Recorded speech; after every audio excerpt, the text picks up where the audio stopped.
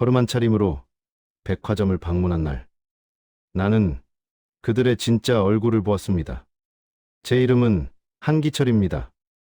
올해 72이며 한경그룹의 회장직을 맡고 있습니다. 그러나 오늘만큼은 회장이라는 이름을 내려놓고자 했습니다. 내가 일군 회사, 내가 직접 만든 백화점에서 직원들이 실제로 고객을 어떻게 대하는지 몸소 확인하고 싶었기 때문입니다.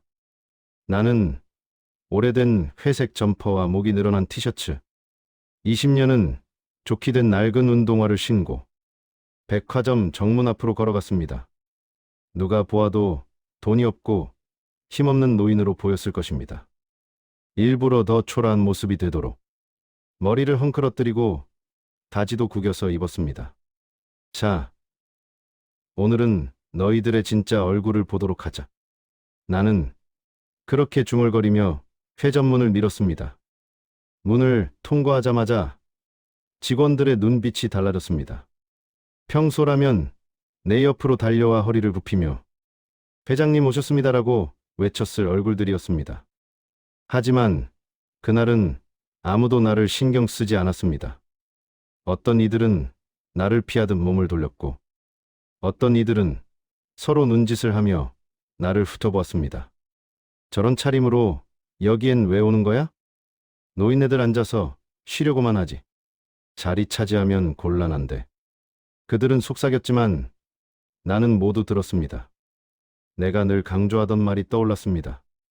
고객의 신분을 판단하지 마라. 겉모습이 아닌 태도로 먼저 대하라. 그러나 그들은 그 원칙을 전혀 지키지 않고 있었습니다. 1층 명품 매장 앞을 지날 때였습니다. 이 백화점의 핵심 매장이며 내가 수십 차례 해외 본사와 협상을 하며 어렵게 유치했던 브랜드였습니다. 그러나 매장 앞에 서자 여직원 한 명이 무심하게 다가와 말했습니다. 어르신, 여긴 명품 매장이에요. 가격 보시면 놀라실 텐데 구경만 하실 거면 굳이 들어오지 않으셔도 돼요.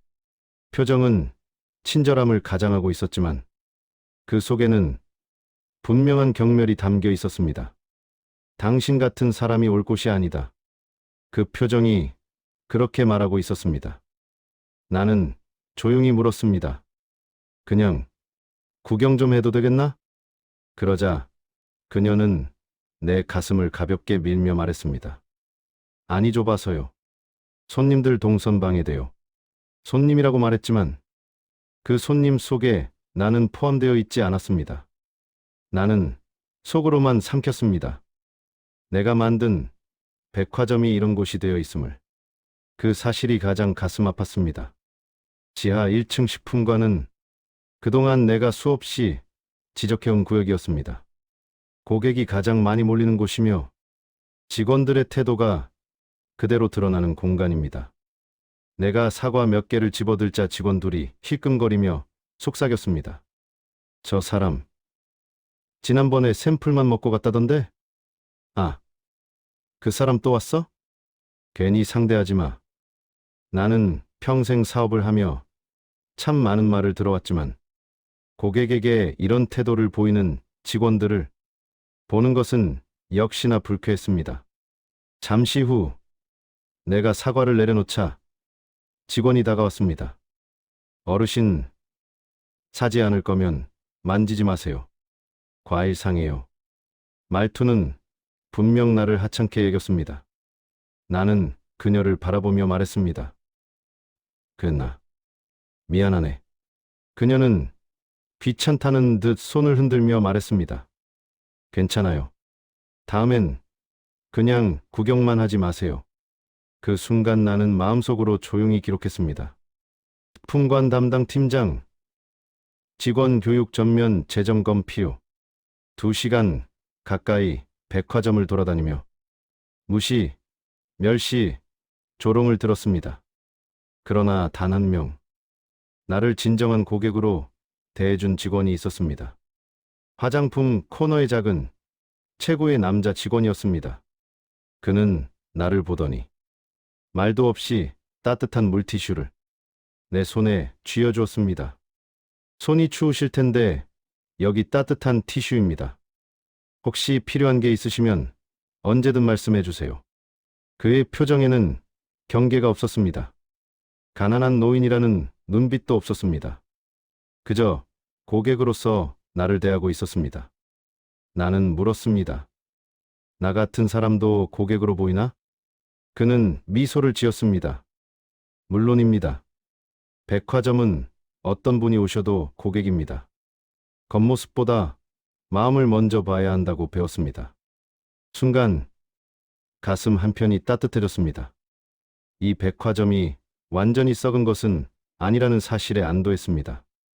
오후 4시 백화점 전체 매출 회의가 열리는 시간이었습니다. 나는 허름한 차림 그대로 4층 직원 전용 회의실로 향했습니다.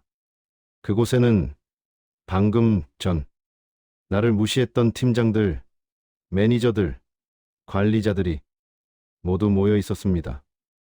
내가 문을 열고 들어가자 그들은 당황한 얼굴로 나를 바라보았습니다. 저 어르신은 여기가 직원 회의실인 걸 모르시는 것 같습니다. 그 순간 문이 다시 열렸습니다. 경호팀장이 들어와 내 옆으로 다가왔습니다. 회장님, 준비 완료되었습니다. 순간 회의실 전체의 공기가 얼어붙었습니다. 직원들의 얼굴이 하얗게 질렸습니다. 나는 천천히 모자를 벗고 점퍼와 오래된 운동화를 벗어 책상 위에 올렸습니다. 그리고 말했습니다. 오늘 나는 고객으로 온 것이 아니라 여러분을 시험하려고 온 회장이었습니다. 회의실은 죽은 듯 조용했습니다. 나는 작은 수첩을 꺼내 책상 위에 던졌습니다. 그 안에는 한 줄씩 적혀 있었습니다. 1층 명품, 매장 고객 차별, 불합격, 지하식품관 고객 희롱, 징계 검토, 1층 안내 직원 노인 차별, 태도 최악, 화장품 코너 김도윤 사원, 최우수. 그리고 마지막으로 말했습니다. 내가 본 것은 그대로 인사팀에 넘기겠습니다. 겉모습으로 고객을 판단한 순간 회사도 잃고 기회도 잃는 법입니다. 그리고 회장이 직접 보고 있었다는 사실을 잊지 마십시오. 직원들의 손이 떨리고 있었고 어떤 이는 울먹였습니다. 그제야 그들은 자신들이 무엇을 잃을 뻔했는지 깨달은 듯했습니다. 회의실 문이 닫힌 뒤 그들의 진짜 공포가 시작되었습니다. 회의실 안에는 깊은 침묵이 흘렀습니다. 누구도 먼저 말을 꺼내지 못했습니다. 그저 나를 바라볼 뿐이었습니다. 아까까지만 해도 나를 무시하며 손사래를 치고 들어오지 말라던 사람들이 이제는 나에게서 한 발짝도 움직이지 못하고 있었습니다. 나는 의자에 앉아 회의실을 천천히 둘러보았습니다. 각 층의 팀장, 부매니저, 매니저들, 그동안 내가 직접 면접을 보고 채용했던 직원들이었습니다. 나는 그들의 얼굴 하나하나를 떠올렸습니다.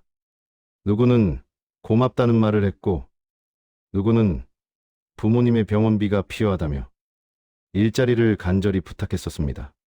그렇게 사연을 알고 뽑아준 이들이 오늘 하루 동안 보여준 태도는 훨씬 냉담하고 무책임하고 교만했습니다. 오늘 내가 본 것은 단순한 실수가 아닙니다. 내 목소리는 낮았지만 회의실 전체를 울릴 만큼 무거웠습니다. 겉모습으로 고객을 판단하고 마음대로 행동하고 자신보다 약해 보이는 고객에게 거친 언행을 보인 것. 이것은 실수가 아니라 습관입니다.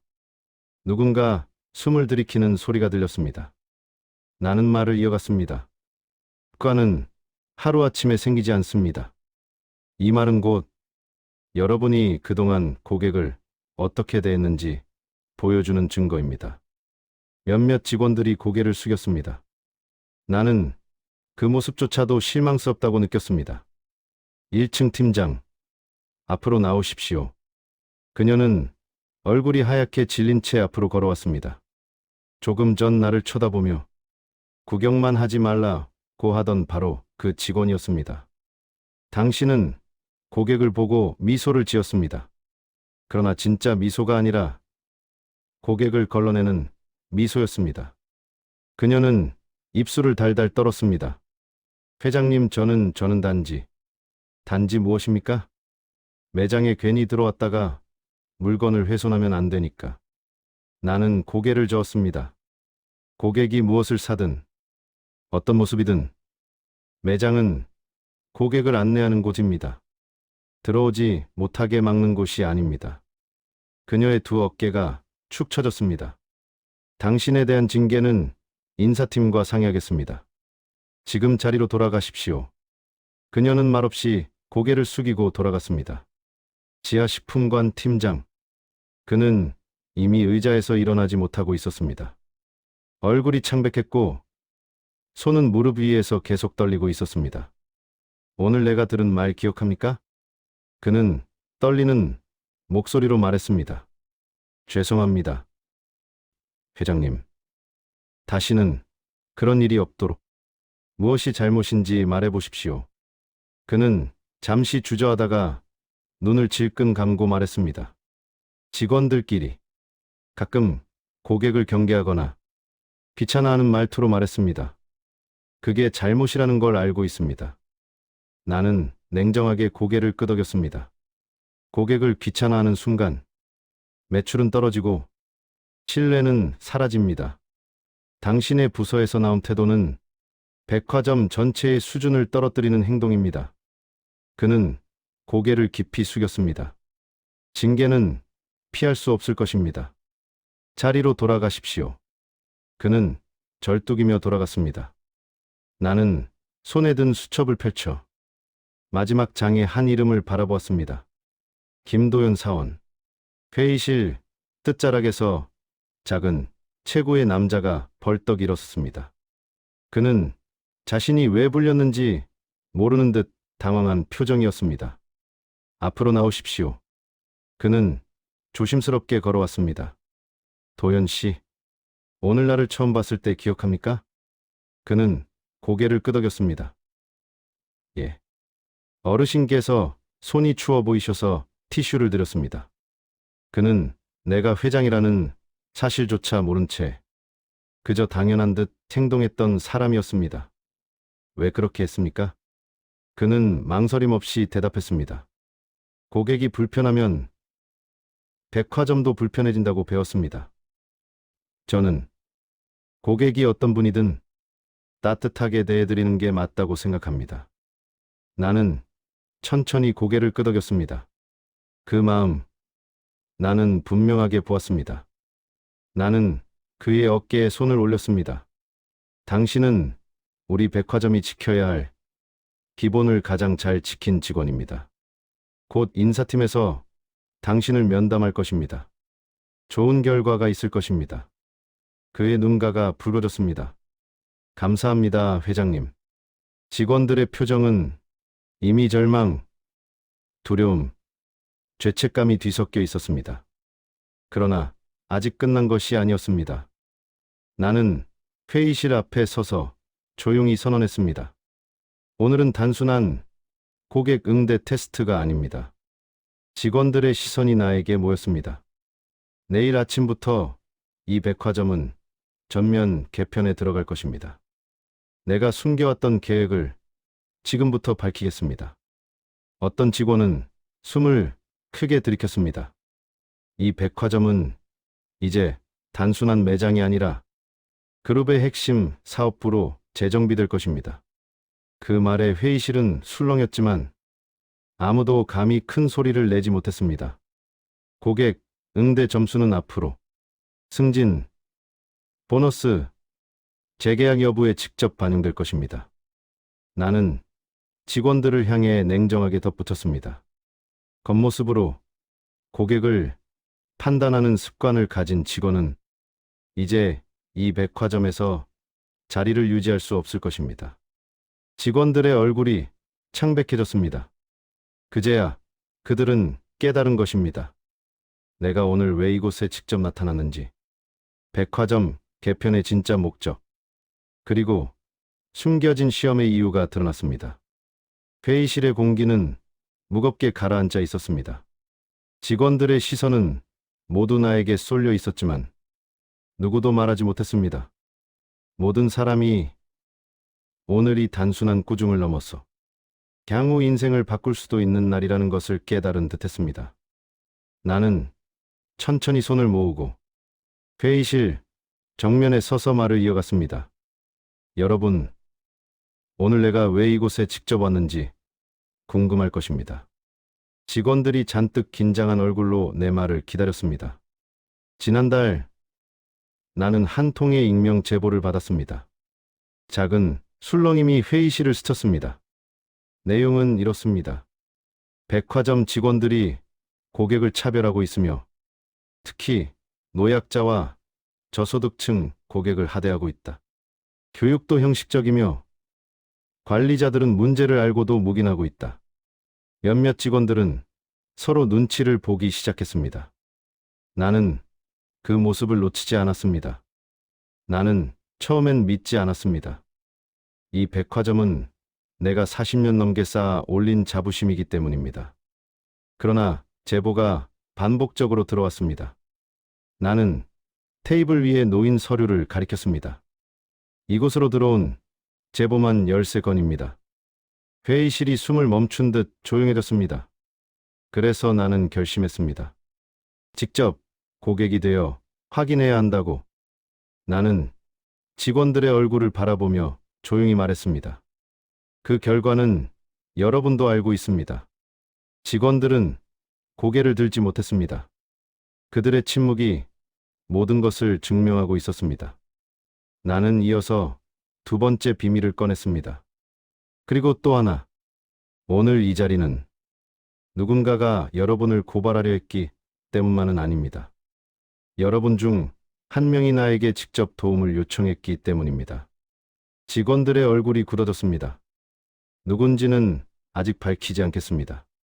하지만 그 직원은 이 백화점이 망가져가고 있다고 말했습니다. 나는 단호하게 말했습니다. 나는 그 말을 듣고 눈을 뜨게 되었습니다.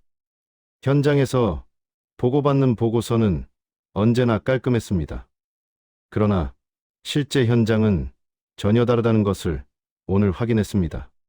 직원들 중 몇 명은 손을 떨며 서로를 바라보았습니다.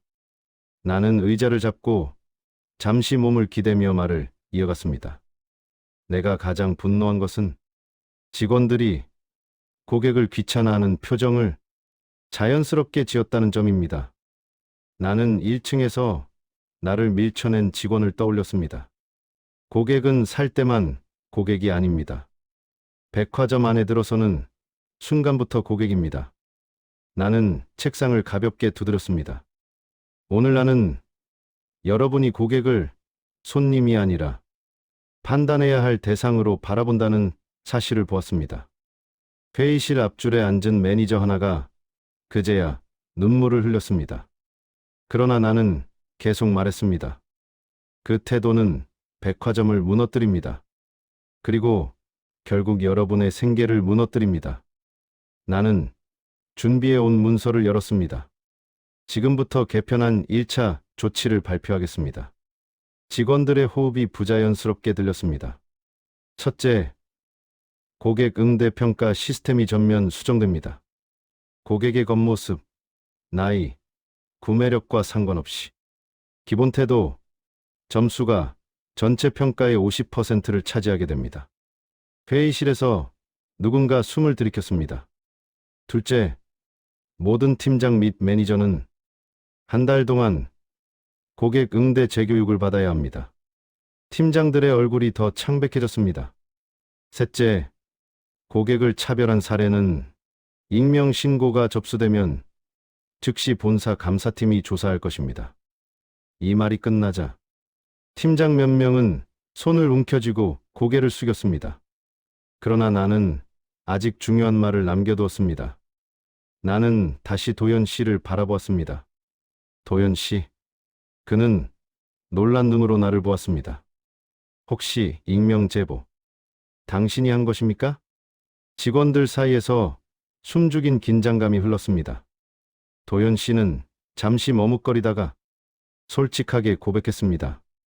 네, 맞습니다. 회장님. 회의실이 술렁였습니다. 그는 고개를 깊이 숙였습니다.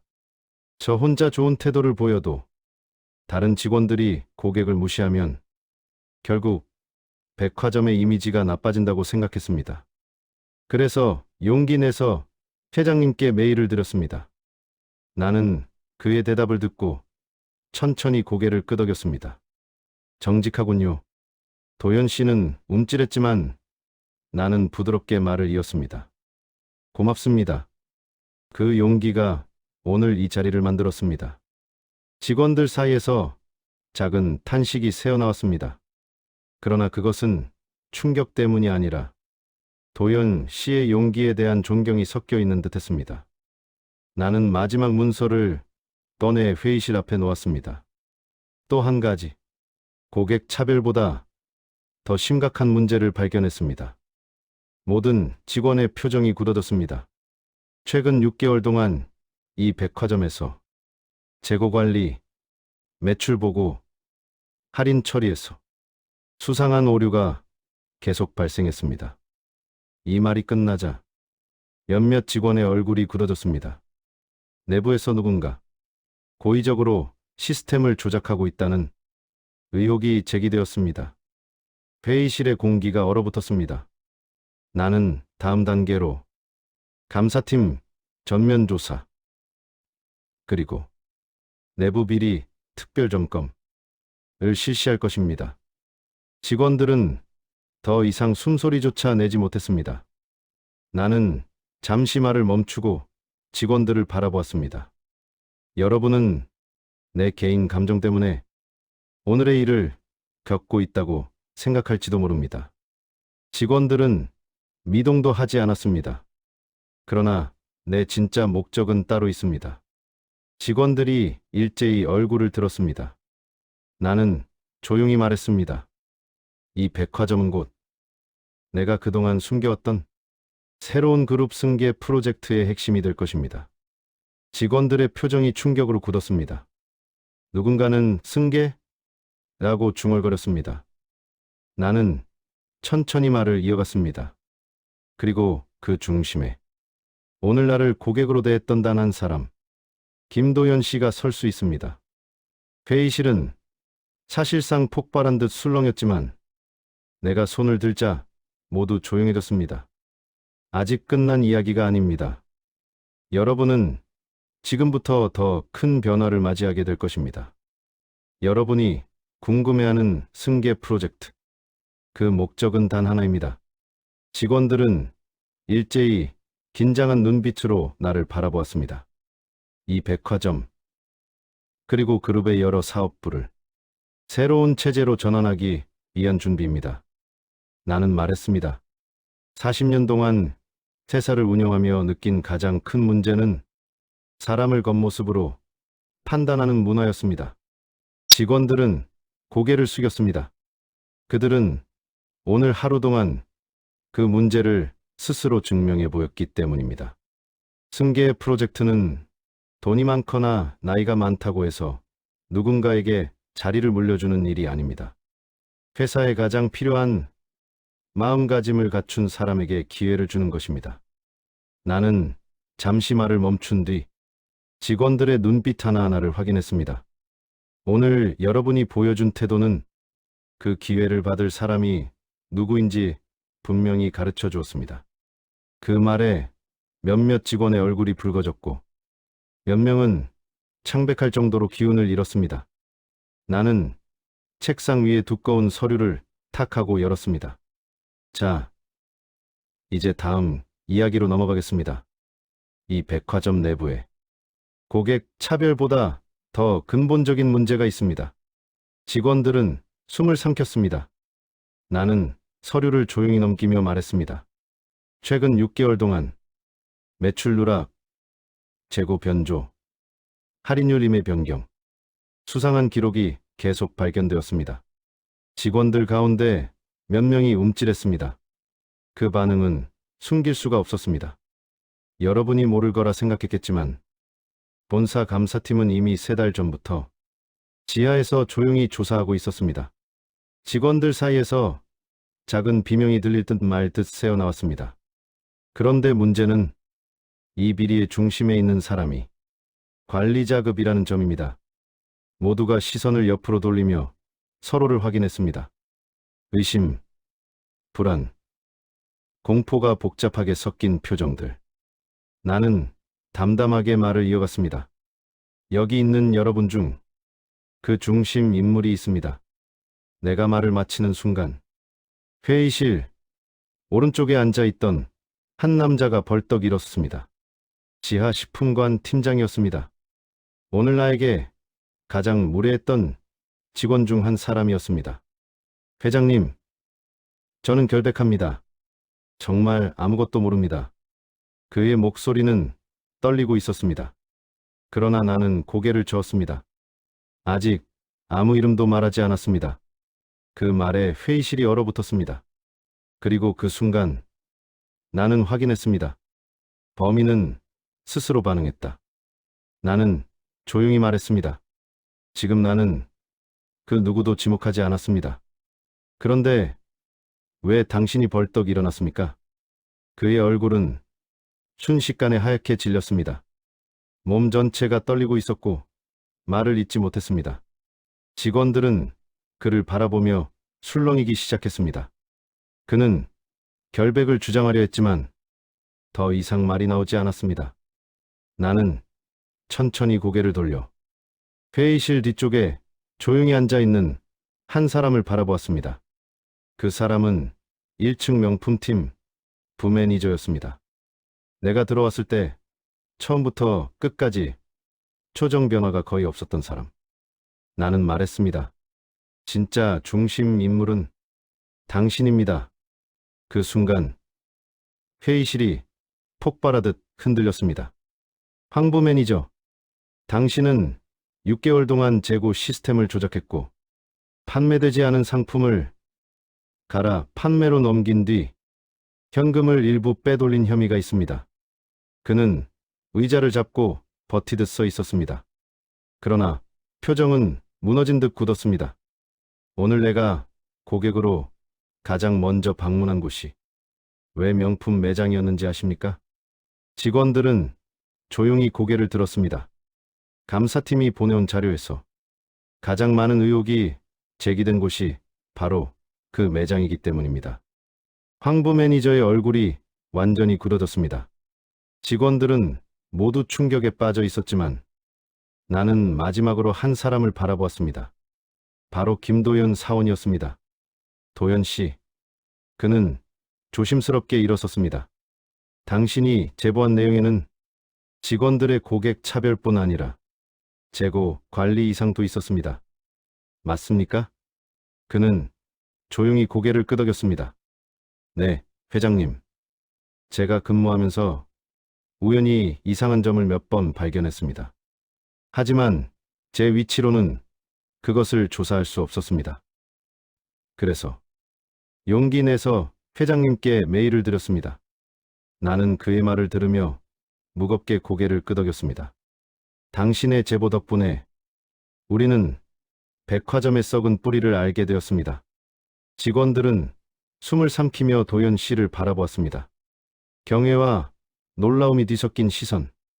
나는 책상을 천천히 두드리며 말했습니다. 오늘은 이 백화점이 새로 태어나는 첫날입니다. 직원들은 숨도 제대로 쉬지 못했습니다. 내일부터 감사팀이 전 직원 면담을 진행할 것이며 비리 관련자는 즉시 조치될 것입니다. 황부 매니저는 손을 떨며 의자에 주저앉았습니다. 그리고 나는 도연 씨를 바라보았습니다. 당신에게는 곧 중요한 제안이 갈 것입니다. 직원들은 숨죽인 채 그 말을 들었습니다. 도연 씨는 앞으로 이 백화점의 새 시스템과 문화 개선 프로젝트의 중심 역할을 맡을 수 있습니다. 회의실은 조용했지만 모든 사람의 심장 소리가 들릴 것처럼 숨막히는 분위기였습니다. 나는 회의실 천장을 잠시 바라보다가 뜻밖의 말을 꺼냈습니다. 여러분은 모르겠지만 나는 얼마 전 큰 수술을 받았습니다. 직원들의 눈이 흔들렸습니다. 내 건강이 예전 같지 않습니다. 그렇기에 누가 이 회사를 맡길 자격이 있는지를 반드시 확인해야 했습니다. 직원들은 충격으로 입을 다물지 못했습니다. 그리고 오늘 나는 중요한 사실 하나를 깨달았습니다. 모두의 시선이 나에게 집중되었습니다. 사람은 겉모습으로 판단할 수 없다는 것을. 그리고 가장 평범해 보이는 사람이 가장 큰 진심을 가지고 있다는 것을. 직원들 중 몇 명은 눈물을 훔쳤습니다. 나는 마지막으로 조용히 말했습니다. 이제 여러분 모두에게 두 번째 기회를 드립니다. 하지만 세 번째 기회는 없습니다. 감사팀 직원들이 각 층 사무실로 흩어졌고 직원들은 하나씩 면담실로 불려갔습니다. 첫 번째로 불린 사람은 어제 회의실에서 벌떡 일어났던 지하 식품관 팀장이었습니다. 문이 닫히는 소리만으로도 그의 불안이 느껴졌습니다. 면담실 안에서는 냉정한 목소리가 오갔습니다. 최근 6개월 동안 재고와 할인 처리에 관한 로그를 설명하십시오. 고객 민원 중 무시당했다라는 항목이 반복되는 이유는 무엇입니까? 그는 땀을 흘리며 말을 더듬었습니다. 저는 직원들이 한 걸 잘 몰랐습니다. 지시한 것이 아닙니다. 하지만 감사팀의 표정은 이미 굳어 있었습니다.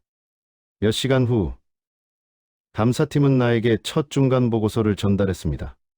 그 보고서에는 내가 예상한 것보다 더 깊고 넓은 문제가 적혀 있었습니다.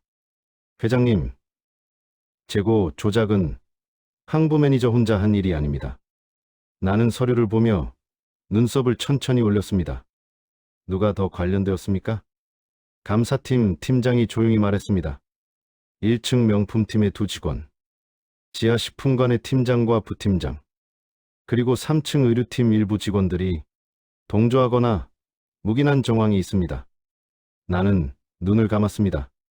이 정도 규모라면 이미 뿌리가 썩었다는 말이군요. 감사팀장은 고개를 끄덕였습니다.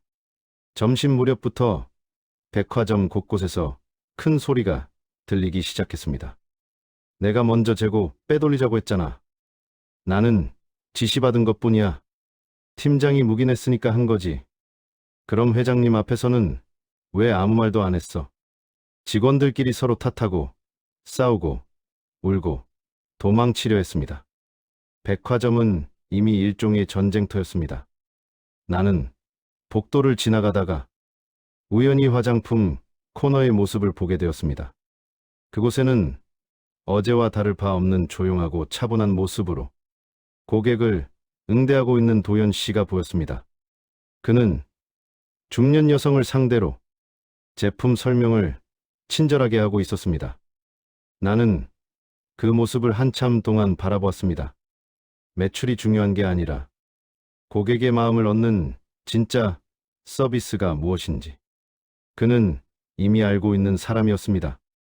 나는 그에게 가까이 다가가 조용히 말했습니다. 도연 씨, 잠시 이야기합시다. 그는 놀랐지만 곧 미소를 지으며 고개를 끄덕였습니다. 우리는 백화점 내 작은 회의실에 마주 앉았습니다. 도연 씨, 네, 회장님. 어제 많은 일이 있었습니다. 힘들지는 않습니까? 그는 겸손하게 고개를 저었습니다. 아닙니다. 오히려 백화점이 더 좋아질 수 있는 계기가 된 것 같습니다. 나는 그의 말에 깊은 울림을 느꼈습니다. 왜 나에게 그렇게 솔직한 제보를 했습니까? 쉽지 않았을 텐데. 그는 잠시 생각하더니 조심스럽게 말했습니다. 사실 저는 이 백화점에서 누군가 인정받으며 일할 수 있다는 희망을 갖지 못했습니다. 나는 그를 바라보았습니다. 왜 그렇게 생각했습니까? 그는 미소 아닌 미소를 지으며 말했습니다. 겉모습 좋은 사람들만 눈에 띄고 말 잘하고 잘 보이는 사람들만 기회를 얻는 구조였다 보니 저 같은 사람은 평생 사원으로 살게 될 거라고 생각해왔습니다. 그는 고개를 숙였습니다. 하지만 회장님께서 고객으로 변장해 오신 날, 저는 처음으로 희망을 느꼈습니다. 겉모습이 아니라 마음을 보는 사람이 위에 있다는 사실에 용기가 생겼습니다. 나는 그의 말에 말없이 고개를 끄덕였습니다. 나는 그에게 조용히 말했습니다. 사실은 내가 왜 승계 프로젝트를 시작했는지 이제 말해야겠군요. 도현 씨는 조용히 귀를 기울였습니다. 나는 최근 건강이 크게 나빠졌습니다. 그의 눈이 놀란 듯 커졌습니다. 수술을 2번 받았고 의사는 이렇게 말했습니다. 나는 손을 가볍게 떨며 말을 이어갔습니다. 이제는 후계자를 세울 준비를 하셔야 합니다. 그 말이 입 밖으로 나오는 순간 도현 씨의 얼굴에는 깊은 충격이 지나갔습니다. 그래서 나는 깨달았습니다. 겉모습만 번지르르한 사람에게 회사를 맡기면 내가 만든 이 모든 것이 무너질 것이라는 사실을. 도현 씨는 숨도 쉬지 못한 채 나를 바라보고 있었습니다. 그래서 나는 사람을 직접 보고 싶었습니다. 겉이 아닌 속을. 나는 그의 손을 바라보며 조용히 말했습니다. 그리고 그 속에서 나는 당신을 보았습니다. 도현 씨는 말문이 막혀 아무 말도 하지 못했습니다. 나는 자리에서 일어나 창밖을 바라보았습니다. 백화점 아래층에는 고객들이 평소처럼 걸어다니고 있었지만 내 눈에는 전혀 다른 미래가 보이고 있었습니다. 도현 씨, 네, 회장님, 당신에게 맡기고 싶은 일이 많습니다. 그러나 아직 모두 말할 수는 없습니다. 그는 고개를 끄덕였습니다. 왜냐하면 이 백화점의 문제는 생각보다 깊고 아직 밝혀지지 않은 더 큰 적이 있기 때문입니다. 도현 씨의 눈이 크게 떠졌습니다. 더 큰 적 말씀이십니까? 나는 고개를 끄덕였습니다. 황보 매니저의 비리는 시작에 불과합니다. 이 백화점에는 그보다 훨씬 더 큰 그림을 그리는 사람이 있습니다. 도현 씨의 표정에는 혼란과 궁금함이 동시에 비쳤습니다. 그리고 나는 마지막으로 이렇게 말했습니다.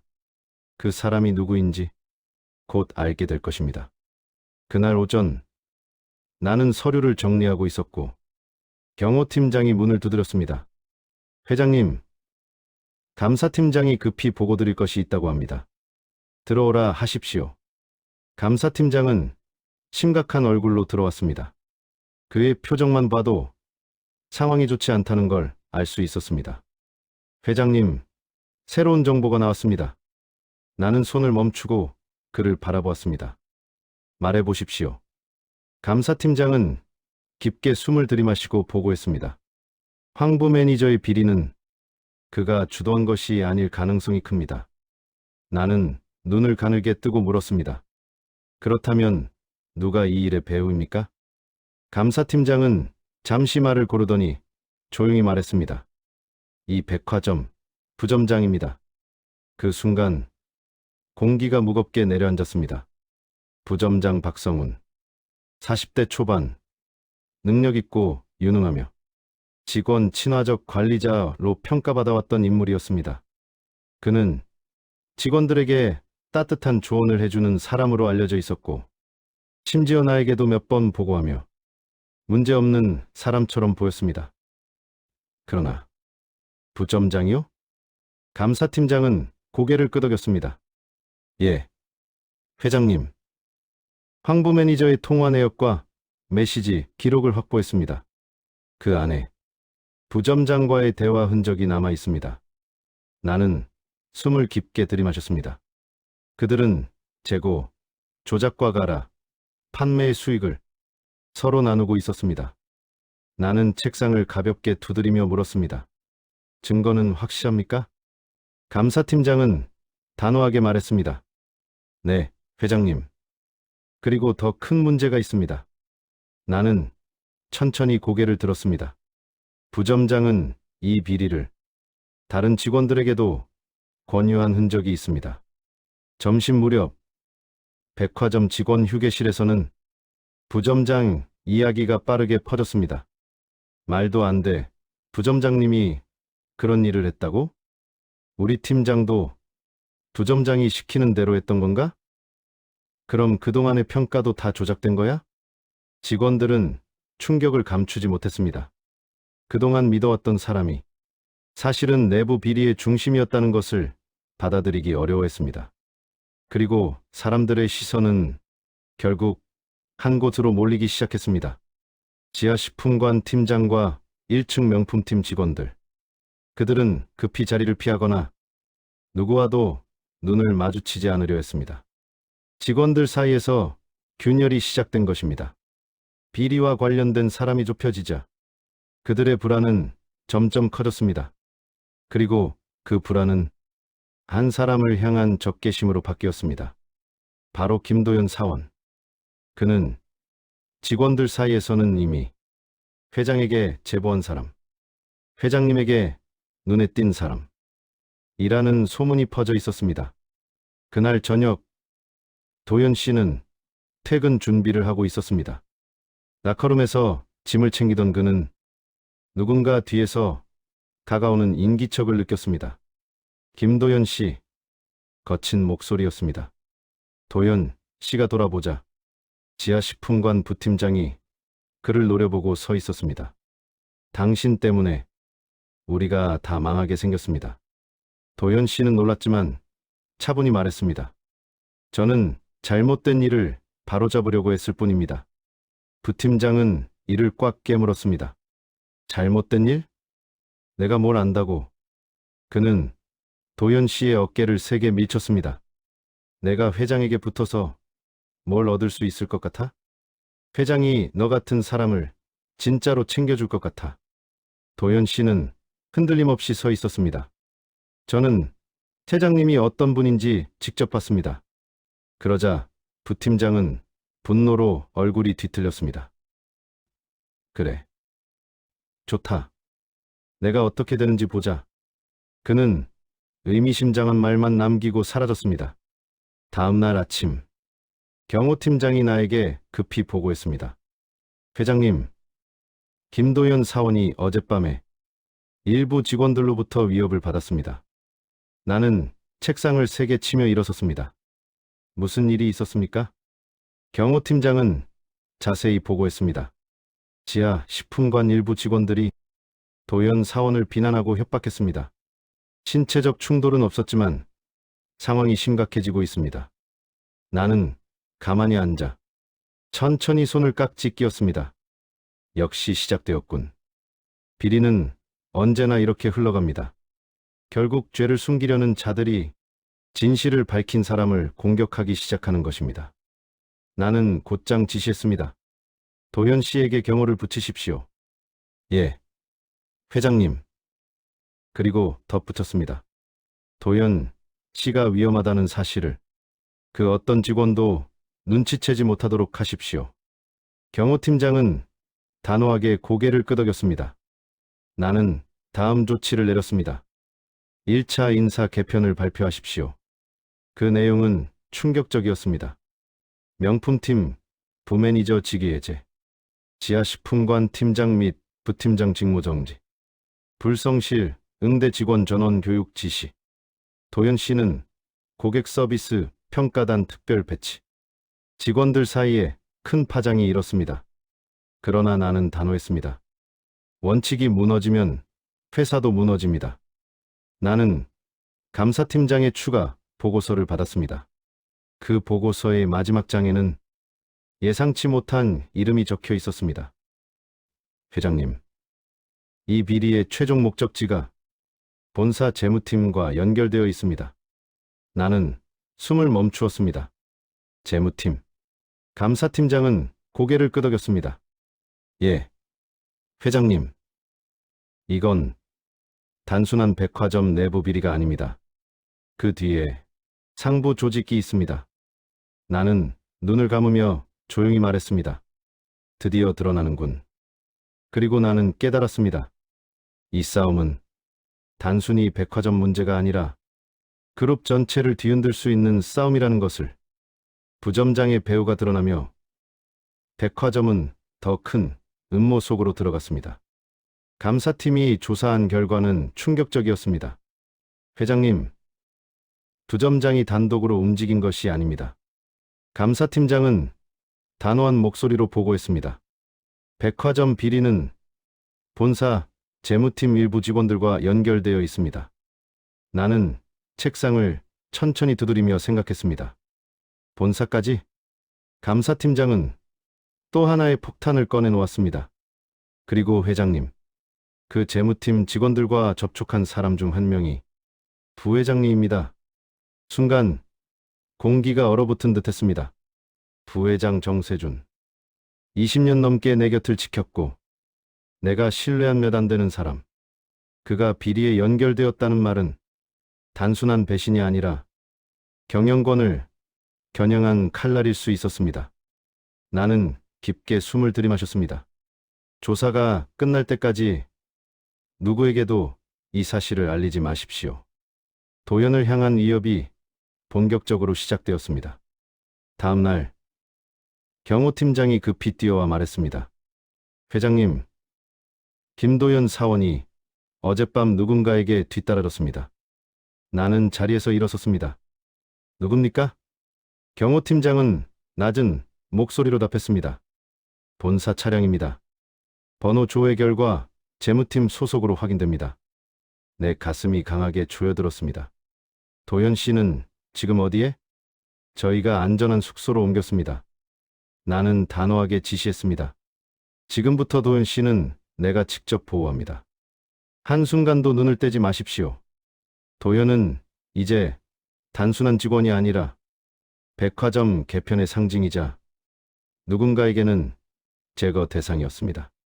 그리고 그날 오후 내 예상은 현실이 되었습니다. 인사팀에서 보고가 올라왔습니다. 회장님, 부회장님께서 김도연 사원의 TF팀 임명을 재검토하라고 지시하셨습니다. 나는 책상을 3개 내리쳤습니다. 도대체 왜 도연을 흔든가? 그러나 마음 한구석에서는 이미 답을 알고 있었습니다.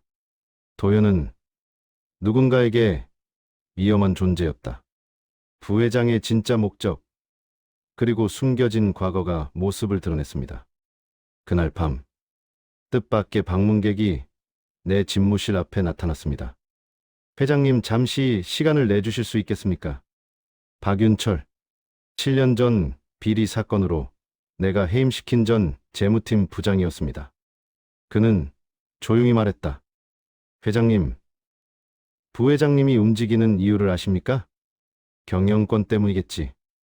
박윤철은 고개를 저었습니다. 단순한 경영권 문제가 아닙니다.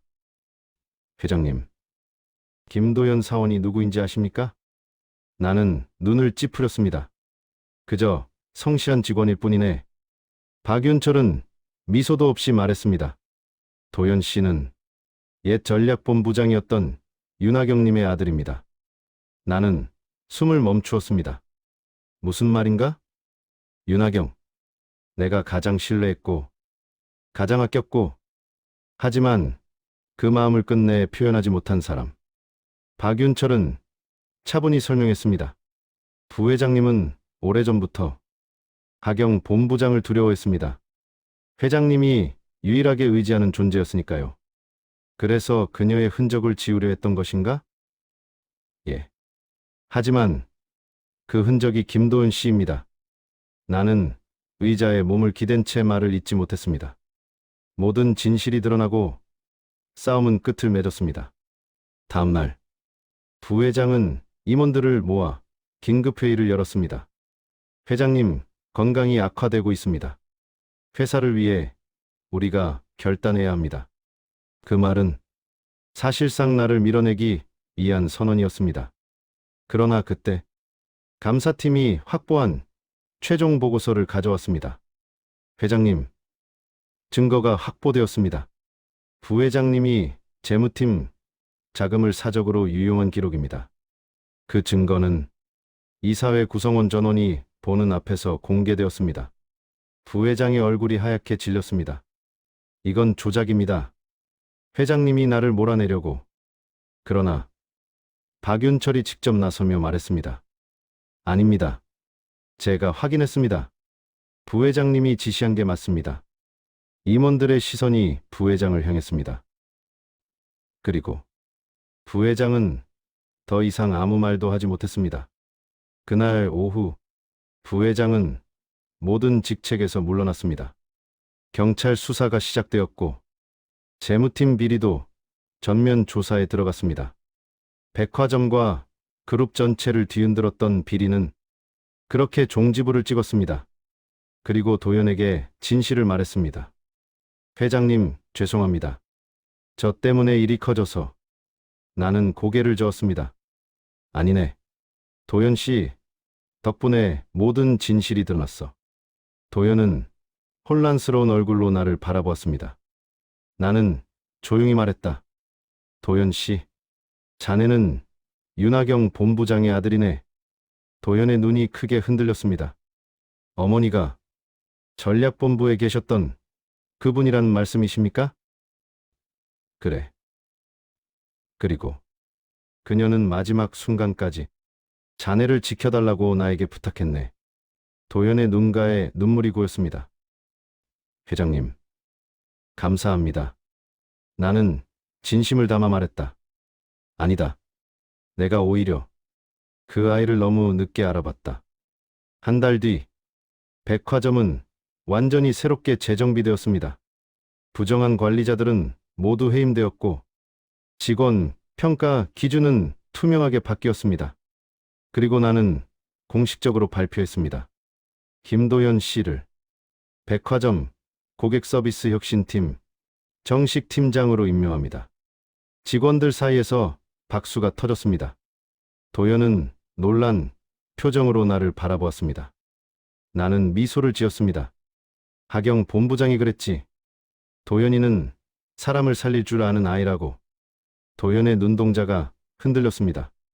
백화점은 다시 성장할 준비를 하고 있었습니다. 그리고 나는 깨달았습니다. 어떤 변화도 사람으로부터 시작된다. 그날 백화점의 공기는 한층 더 맑고 따뜻했습니다.